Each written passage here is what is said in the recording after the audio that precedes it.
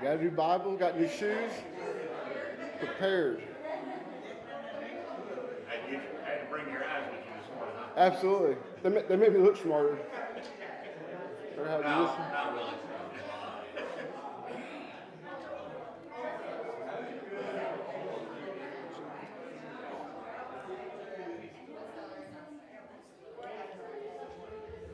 All right, we'll finish it.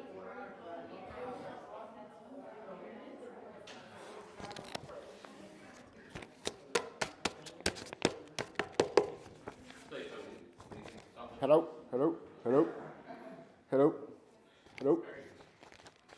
Testing 1 2. I'm not sure your microphone's working, but I can still hear it. You turn it on? Yeah, this one's on here. It don't look like it's on. Oh, this one on here?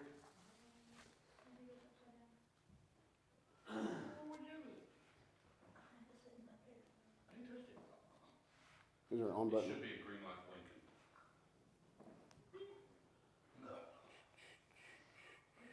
Oh.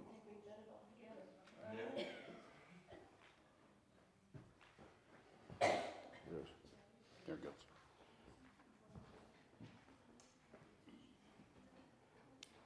So Nick Burr, get the darn thing attached to me. Yeah, Chris did it earlier. Yeah. So last week, Ray Lynn just handed me, said, here, put this on your shirt. I'm like, All right. ow.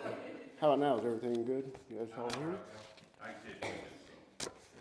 You said what? Are you still blinking? Okay. All right. Well, good morning. First time doing this, so we'll make it through, or you guys will all just leave before I'm done. So, Chris said you guys start getting fidgety after 30 minutes, so I've narrowed mine down to about an hour and a half. So You took lessons from Jake. we'll see, he's the one to help me with it. So all right. So the title of the message we got today is called "Don't Blink." We got a new year coming, so stuff that we can look forward to for this next year, and kind of just be done with the past year. So we're going to be reading today, if you got your Bibles, Isaiah 43, verse 18 through 19. And I'm just going to read it. It says, "Forget the former things and do not dwell on the past. See, I am doing a new thing. Now it springs up. Do you not perceive it? I am making a way in the wilderness and streams in the wasteland. So you guys want to bow your head? We'll pray before we get started.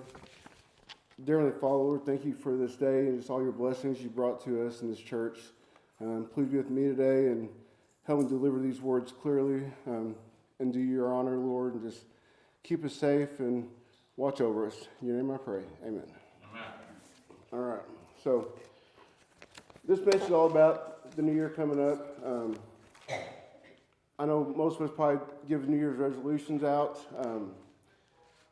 Mine for this year is try to be more early, whether that be work, here.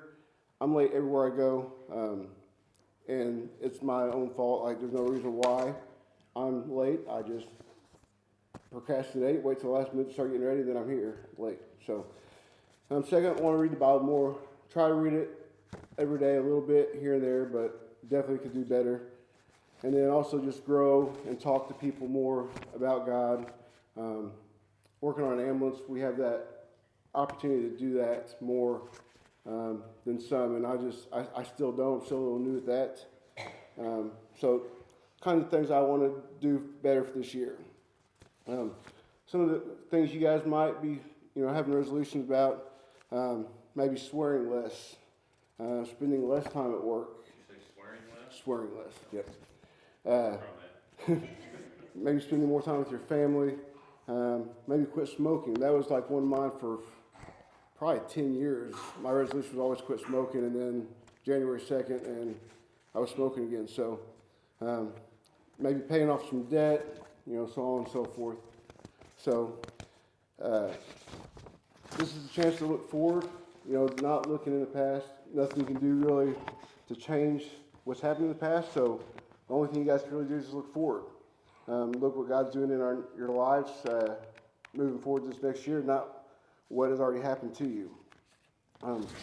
So a resolution, got the definition for it. So the firm decision to do or not to do something. So it's not like you're on the fence about something. You're going to make a decision what you want to change, not change, or keep doing. So resolutions is something that we create for the future. We don't make a resolution about something we do in the past. It's all about something moving forward to the future. Because you cannot change the past. You can't change what happened to you in 2025, 24. It's happened, it's over with. Move forward and see what you can do better for this coming year. So, verse 18 says, forget the former things and do not dwell on the past. So it's a command from God. It's not a suggestion saying, I think you should, just forget about the past, probably a good idea. He's not saying, you probably should or not. He's saying, do not dwell in the past. Do not live in the past. Forget all that and live in the future and think what you can do better. So it is a command. It's not just a statement. So, and that's not saying God is minimizing or the past or saying that it doesn't matter. He's just saying forget of what happened and just look forward to what is going to happen or is currently happening. So Israel's past includes some miracles with the Red Sea.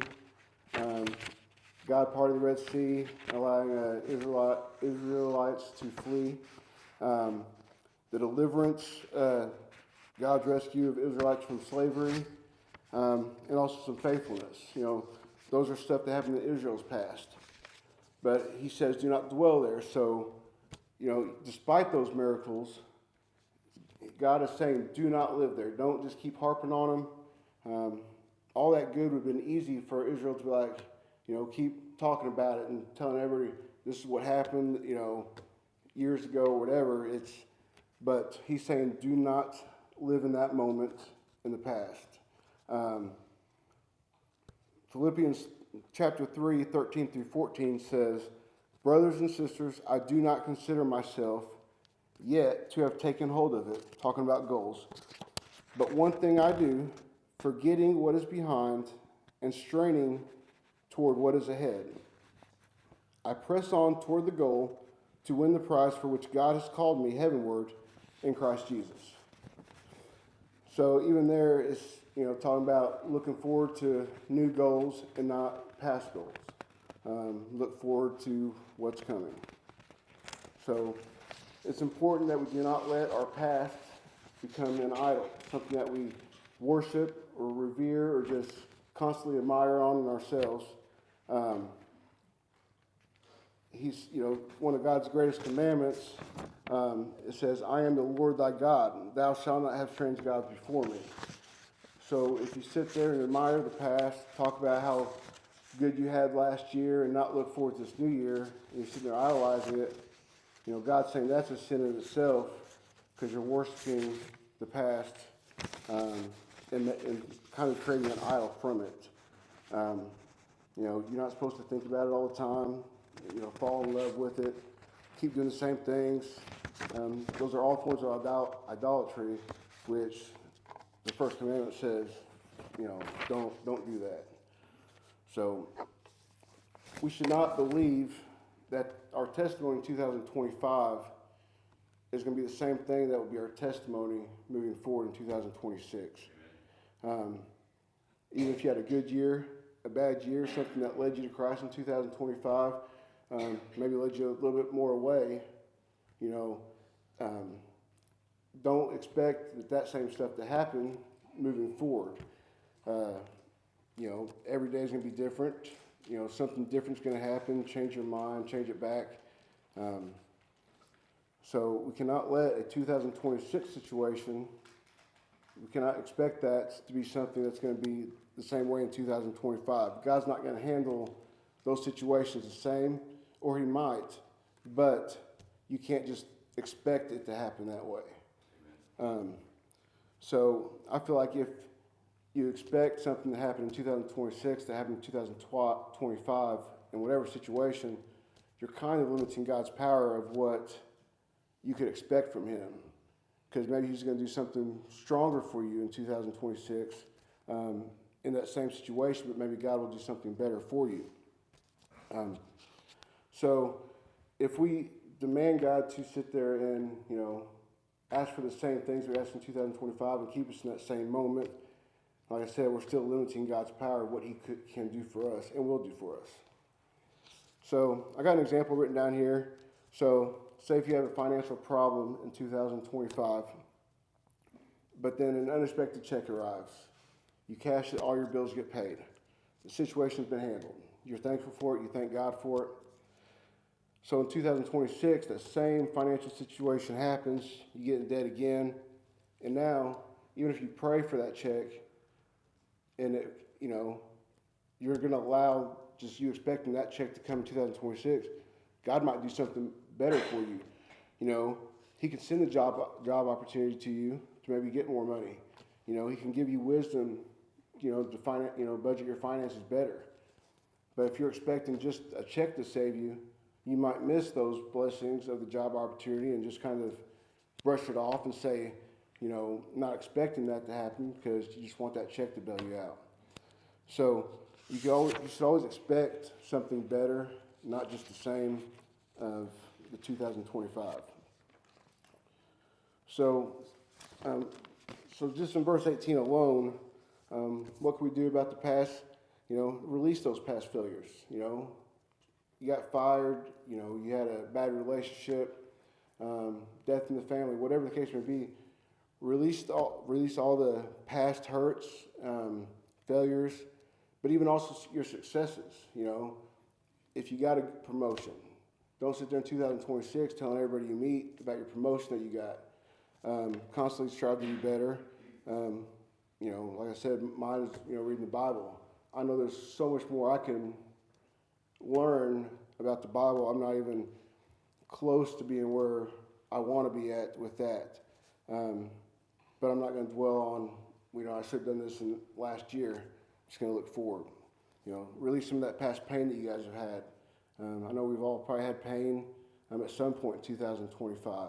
Like I say, whether it be death in the family or illness in the family or, kid got sick. I know, me and Jennifer see it on the ambulance. So many hurting families out there, whether it be, financial burdens or just turmoil in families itself. So many things that happened in 2025 that, everybody knows that they could probably do better in 2026 without, reliving the stuff that happened in the past. So, whatever the case, though, you cannot step into the future God has in store for you if you can continue to cling to yesterday's version of His work. So, I know I've talked on it before, just continue to look to the future. Don't limit God's power of what He did in 2025.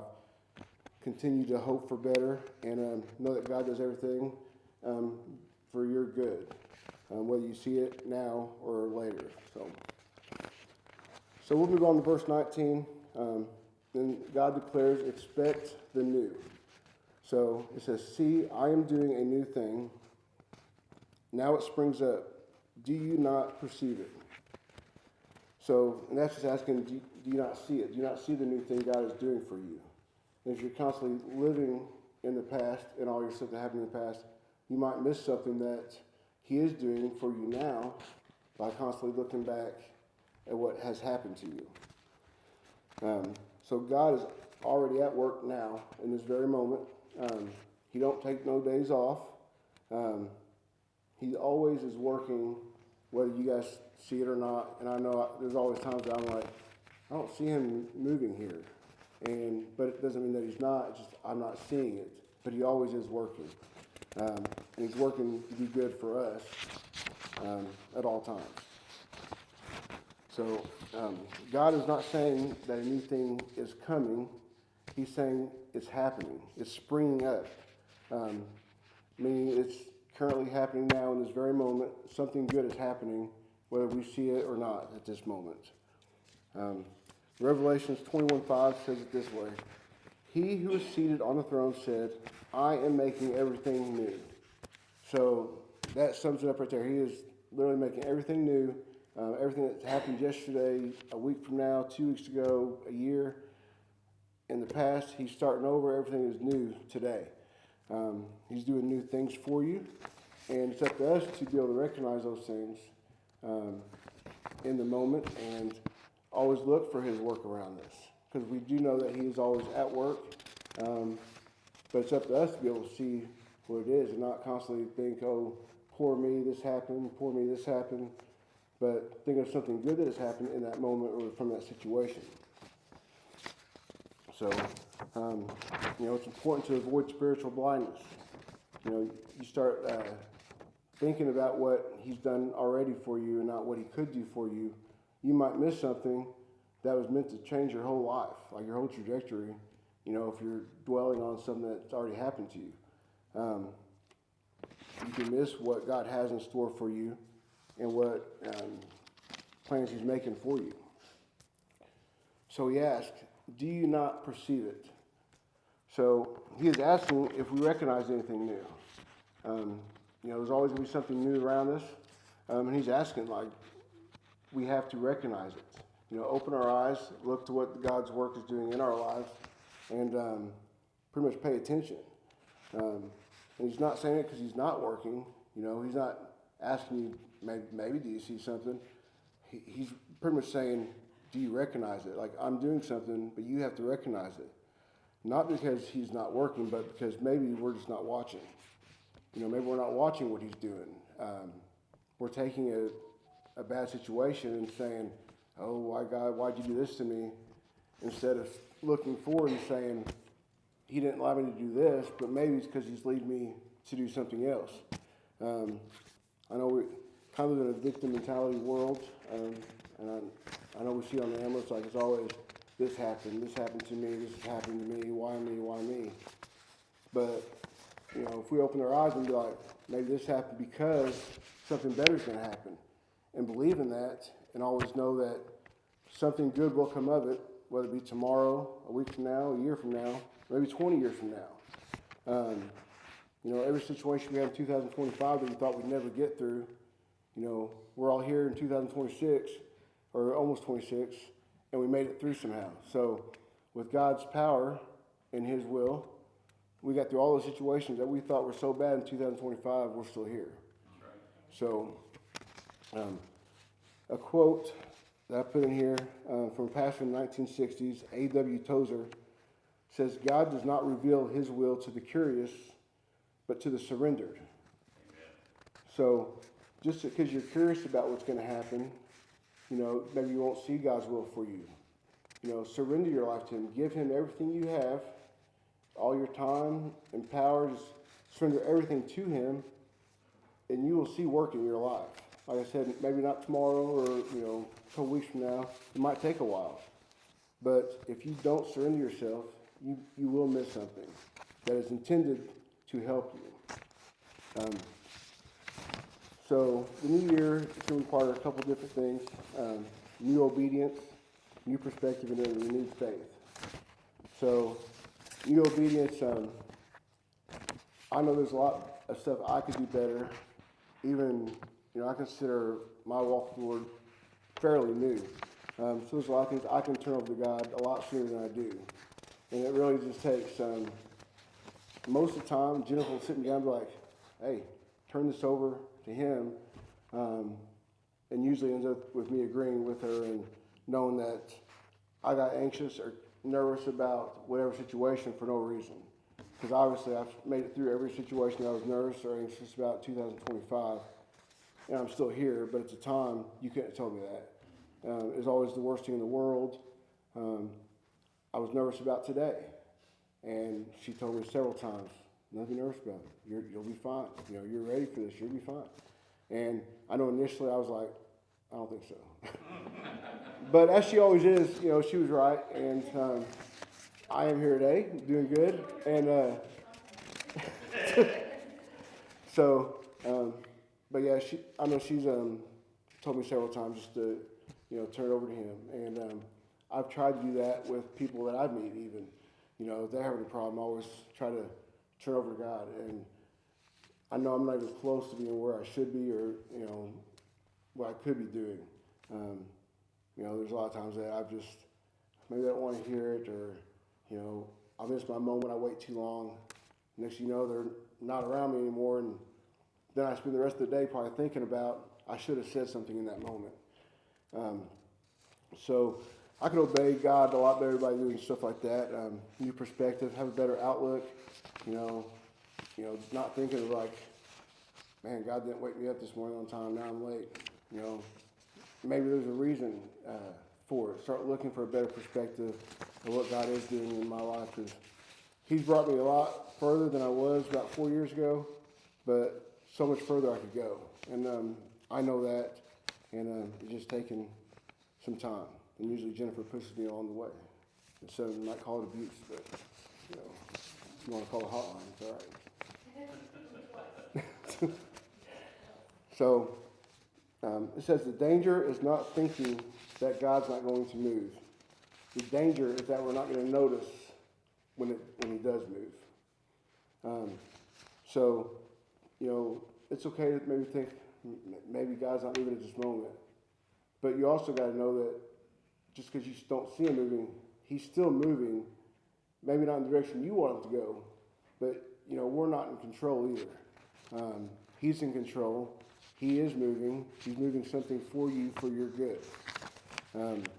So it's important that we notice, open our eyes and notice when something does happen, and not just say, "Well, Satan didn't want me to have that," or, you know, give all the glory to God and know that God did something or did not do something, but it's for your own good. So the end of verse 19 says, "I am making a way in the wilderness and streams in the wasteland." So the wasteland, it could be, or the wilderness could be a couple different things. I got listed here: confusion, a dryness or uncertainty, just a bland kind of lifestyle, uncertainty, not knowing what's going to happen. You know, it's okay to have those moments of unknown. You know, I know we've all faced them. Don't know what's going to happen in a bad situation. Don't know what's going to come of it. But it's important. It says God says He will make a way there. We might not see it but He will make a way. And we have to trust in that and believe in that. Not get wrapped up in the victim mentality of why is this happening to me, but know that God's going to make a way for you there. God never says He's going to remove you from the wilderness per se, but He is going to redeem you from it. He's going to rescue you from that situation, but not remove the wilderness altogether. He'll be there with you through it and help you through it. But you got to be willing to surrender to Him and ask for His help as well. So Exodus 13:21 says this: by day, the Lord went ahead of them in a pillar of cloud. And I think it's important on that part, He went ahead. He didn't wait for you to go through it and then, okay, I'll step in now. He's saying He went ahead of those people. He went ahead of them and was going to wait for them there and cleared the way. And He's doing that to us right now. He's clearing the way, clearing the path for us, but we got to open our eyes and see Him. So it says, the Lord went ahead of them in a pillar of cloud to guide them on their way, and by night in a pillar of fire to give them light, so that they could travel by day or night. So whether it's sunlight out or not, He's prepared a way, He's made a way, He's going there ahead of you, He's lit the way for you. We got to be able to surrender and follow Him and trust in Him and know that the way He chooses is going to be for our benefit. He's never going to lead us into harm's way. He's working always in our good. His provision is supernatural. He makes roads when there are none, when we don't see Him. He does make a road.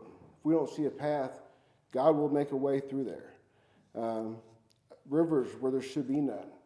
It might be an open field, but God will put a river there if He sees fit.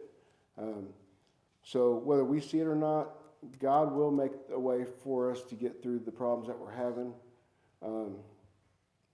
Eventually. It might not be today like most of us probably want it to happen, but He will get us through there and guide us through there. Thing I saw online the other day, it says, where God guides, He provides. And that really did strike me, because I'm like, every time that I've really turned any situation over to Him, He's provided for us. And there's been some tough situations like, I don't know how we're going to do it. But God's always gotten us through it. He's provided for us through countless situations that I didn't see a way at all. But the moment I turned it over to God and just let Him handle it, everything's worked out. And I've tried to start living a lot better through that. So, this year, 2026, here in a couple of days, we might be living some uncertainty right now, fear for what 2026 may bring, hoping that maybe it doesn't bring the same as 2025. Had some stuff in 2025 thinking 2026 can't get much worse. And I've had those same situations like, I'm hopeful for 2026, but it can't be much worse than 2025 kind of feeling. But I know we are so much more blessed than sometimes, I even give Him credit for. There's a lot of stuff that, we see a lot of broken people on the ambulance, and it's like, it really opens your eyes, like, we're so much better off than some, and it's just a reminder that how blessed we are. Maybe there's some change going on, change of job, change of relationship, don't know where it's going to take us. Something that's really going to stretch your faith and really test your faith and how you obey God. God is wanting you to obey Him, surrender to Him. And it's going to take that before you actually start noticing the change that's coming. But it's important that we know that the wilderness that He talks about is not a punishment. It's often preparation for something bigger that lies ahead. So if something doesn't happen to us, that we prayed about yesterday, if we don't get that today, but something bigger happens tomorrow, it's important that we give Him the glory for that. Because there's some times that I prayed for it, but it didn't happen today. I don't know why. But it's important that just constantly know that it will happen. He's still working, even though we don't see it. He's not punishing us by not giving it to us. at that moment. Maybe He's preparing something, preparing your heart to be able to receive it. So if you don't receive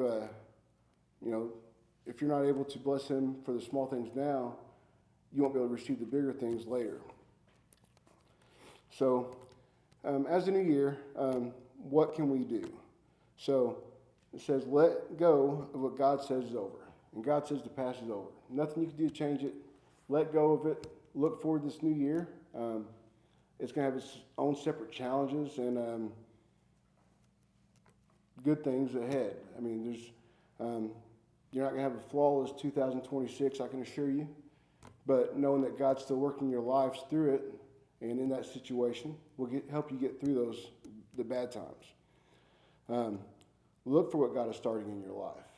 Whether it be a new job, be able to open your eyes to that and look forward to every day a new challenge may arise or a new, maybe God's given you something. He's wanting to see how you react to it and how you thank Him for it.